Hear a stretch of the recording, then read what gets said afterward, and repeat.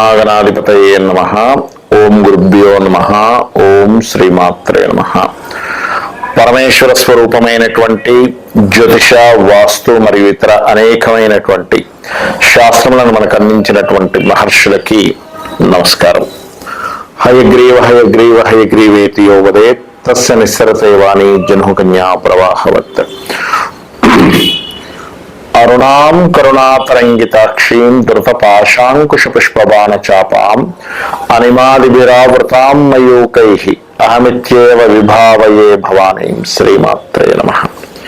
ప్రేక్షకులందరికీ కూడా ఆ లలితాంబిక అమ్మవారి యొక్క అనుగ్రహం పరిపూర్ణంగా కలగాలని మనస్ఫూర్తిగా కోరుకుంటూ ఈరోజు మనం చెప్పుకోబోయేటువంటి టాపిక్ ఏదైతుందో దిష్టి, దాన్ని దృష్టి అని కూడా అంటూ ఉంటారు. అంటే దిష్టి పడడము అంటూ ఉంటారు.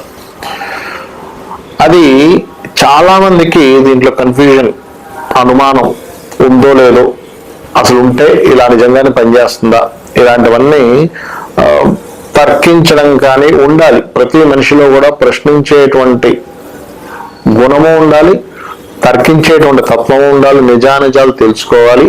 అప్పుడే మనిషి మేధావిగా మారుతాడు. అందులో శాస్త్రం, నిజంగా శాస్త్రంలో ఇది ఉందా, దిష్టి అనేటువంటిది ఉందా, మరి లేకుండా ఇది ఏమైనా ప్రాచుర్యంలోకి వచ్చిందా, అసలు ఉందనడానికి దీనికి ఏదైనా మనకు ఆధారం ఉందా అంటే ఒక చిన్న ఎగ్జాంపుల్ చెప్తాను చూడండి. చిన్నపిల్లలు బోరన ఏడుస్తూ ఉంటారు.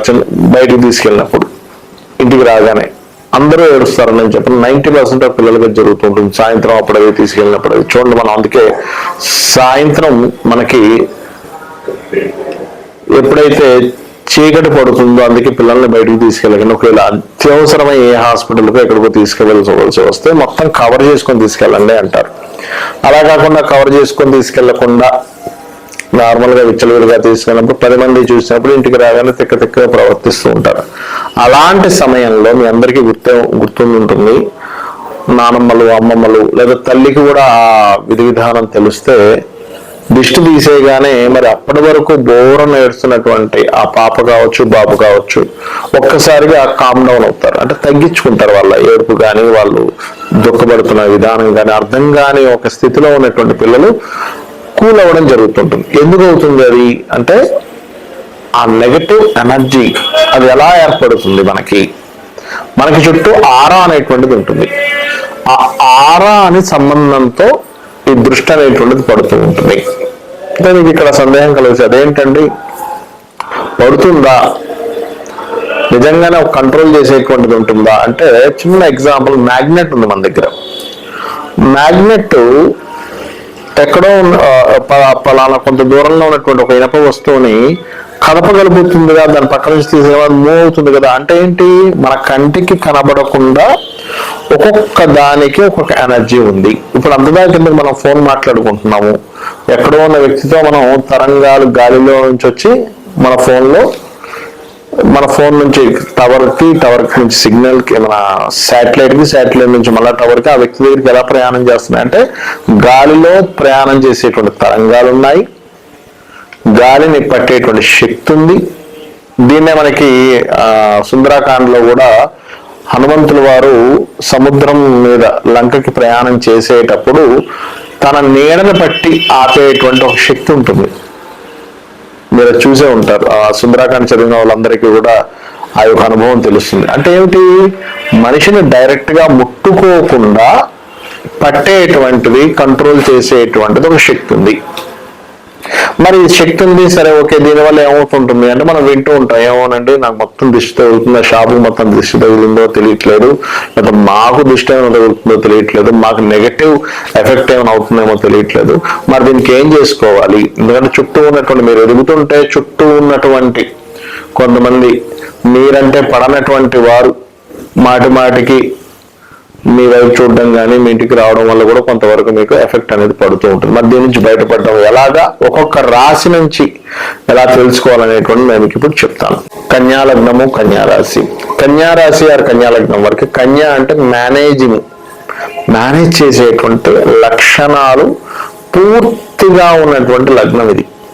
మేనేజ్ చేయగలుగుతారు వాళ్ళు. కన్యా వాళ్ళు చేయగలుగుతారు, తుల వాళ్ళు కూడా చేయగలుగుతారు, చేయరని కాదు. అయితే ఈ కన్యా వాళ్ళు మాత్రం ఏంటంటే వర్క్ ఉండాలి వీళ్ళకి కూడా. ఎప్పుడు కూడా మేనేజ్ చేయగలరు. ఎందుకంటే మృదు లగ్నం కదా. అయితే మీకు ఇక్కడ ఒక గమ్మత్ అంటే ఏంటంటే అన్ని లగ్నాలకి వేరు, ఈ లగ్నానికి పంచమాధిపత్యానికి 6వ ఆధిపత్యం కూడా వస్తుంది.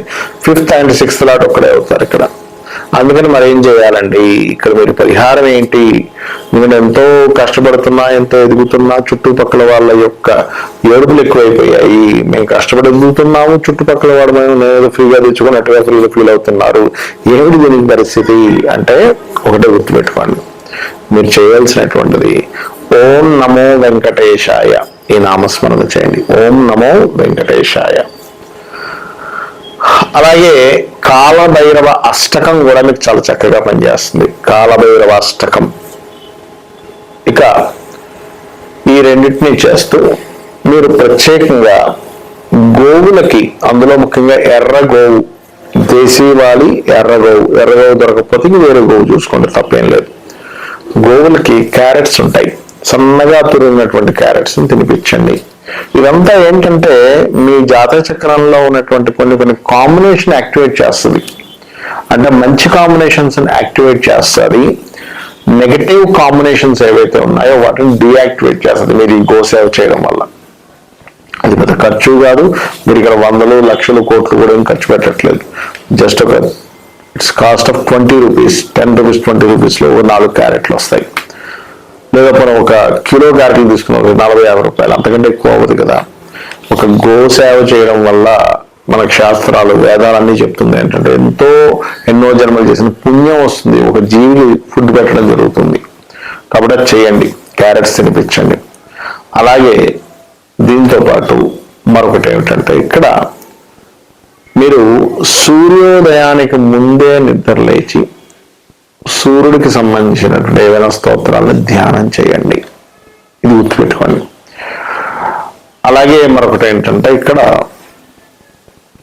పంచమ స్థానాధిపతి శని అయ్యారు కాబట్టి కొన్ని సందర్భాల్లో ఏమవుతుంటుందంటే వీరికి శని డైరెక్ట్ గా పాడవుతారు. అంటే మీకు ఎవరైతే మంచి ఫలితాలు ఇవ్వాలో, ఎందుకంటే పంచమ స్థానమే కదండి మీకు రుణరోగ శత్రువుని తగ్గించేది, దిష్టిని తగ్గించేది, ఆయనే స్పాయిల్ అయ్యాడు. ఇప్పుడు అలాగా అంటే అలాంటి సందర్భాల్లో మీరు చేయవలసింది కేవలం దేవతలనే కాకుండా పితృదేవతలను కూడా పాడవడం అంటే ఎలాగ, స్పాయిల్ అవ్వడం అంటే ఎలాగని మీకు సందేహం కలవచ్చు. మీ జన్మ జాతకంలో శని భగవానుడి యొక్క స్థితి పాపకత్తెరలో ఉంటుంది, లేదా నెగటివ్ పోర్ట్ఫోలియోస్ కలిగి ఉంటుంది, పాపగ్రహాలతో కూడి ఉంటుంది. అప్పుడు మీకు పంచమాధిపతి అంటే మీకు మీ ఇబ్బందిని తగ్గించే కారకుడే స్పాయిల్ అయ్యాడు, ఇంకేమి ఇస్తుంది అక్కడ రిజల్ట్ అనేటువంటిది ఉంటుంది. అలాంటి సందర్భాల్లో పితృదేవతలతో పాటు హనుమాన్ చాలీసా, ఆంజనేయ స్వామి ఆరాధన ఎక్కువగా చేసేటప్పుడు ఖచ్చితంగా మీకు మార్పు వస్తుంది.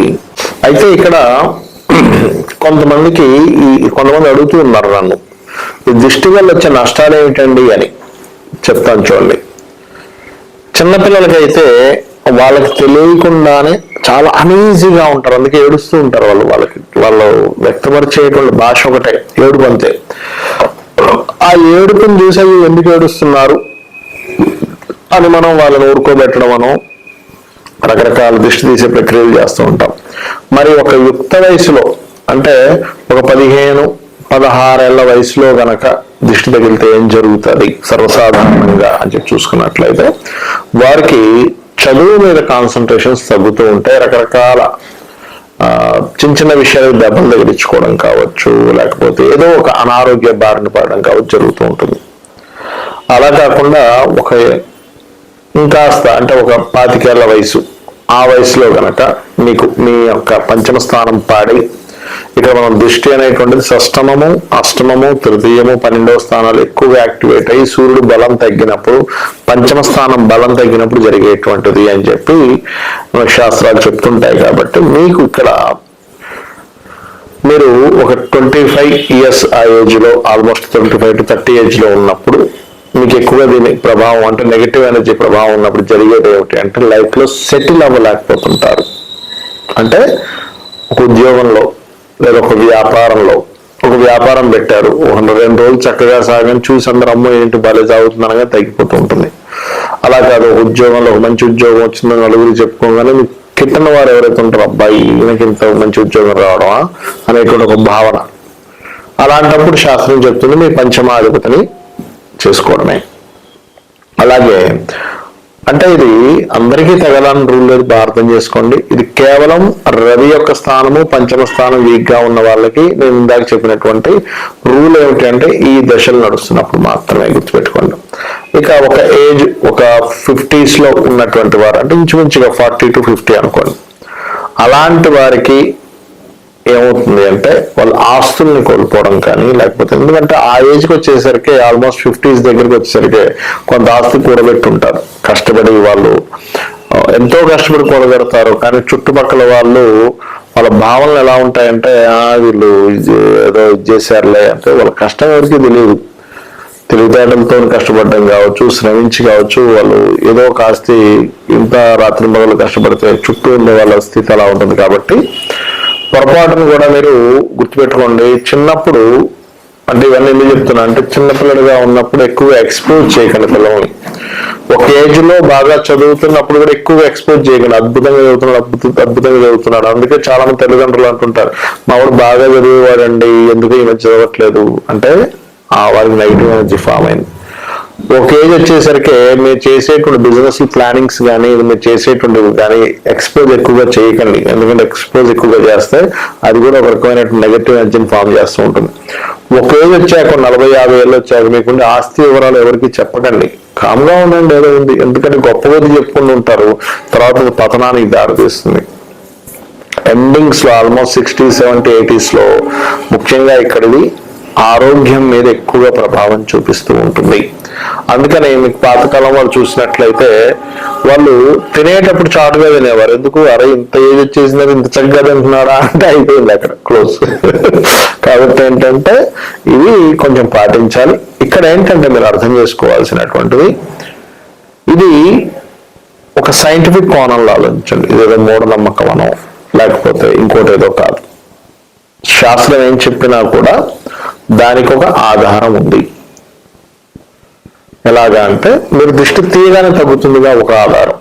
రెండోది మీరు గమనించండి, గుమ్మడికాయ కడతాం ఇంటికి. గుమ్మడికాయ కట్టినప్పుడు ఆ ఇంటికి ఏమవుతుందంటే ఫస్ట్ లో 2-3 సార్లు మొదటిసారి రెండోసారి మూడోసారి తొందరగా కుళ్ళిపోతుంది, గమనించండి. తర్వాత అది ఇంకా తొందరగా కుళ్ళదు. ఎందుకు? ఆ నెగిటివ్ అనేది వెళ్ళిపోయింది అక్కడ. అందరి జీవితాల్లో జరుగుతుంది, మీరు అబ్జర్వ్ చేయొచ్చు. ఉందా లేదా దిష్టి ఉందా లేదా చెప్పడానికి ఇది ఒక పెద్ద ఉదాహరణ. అలాగే మరొకటి ఏంటంటే ఇది ఏదైతే గుమ్మడికాయ కట్టే ప్రక్రియ కూడా చాలా మంది నన్ను అడుగుతుంటారు ఎన్నిసార్లు కట్టాలి, ఎప్పుడు కట్టాలని.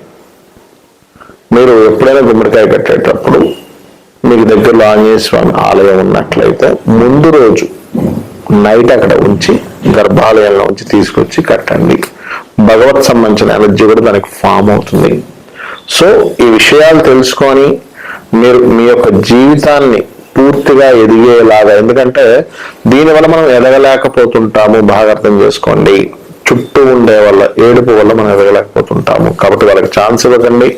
అమ్మవారి పాదాలని ఆశ్రయించండి, అమ్మవారి భగవంతుని తలుచుకోండి. భగవంతుని మీ స్వశక్తితో మీరు ఎదుగుతూ భగవత్ సాధన చేస్తూ ఉండండి. ఖచ్చితంగా మీరు అన్ని విధాలు ఎదగాలని ఎదుగుతారని కోరుకుంటూ శ్రీమాత్రే నమః.